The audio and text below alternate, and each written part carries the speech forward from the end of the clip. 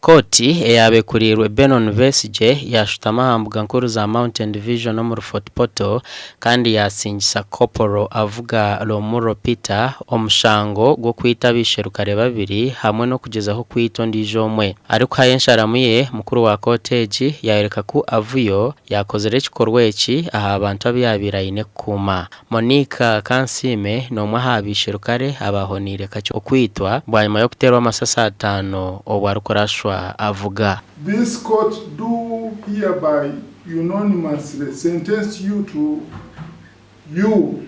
RA 1989-88 Corporal Romuro Peter to life imprisonment on account 1, life imprisonment on account 2,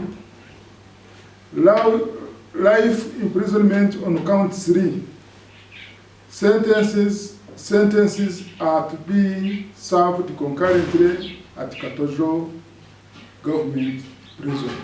Boba chababa baba bashabere ko to kwereza avuga echeneso ekirukukiza yo kuba cyango nko muringo gwo kuzibira bisherukara abandi okore bahagaro nkebi gasha kwa Agacencwire.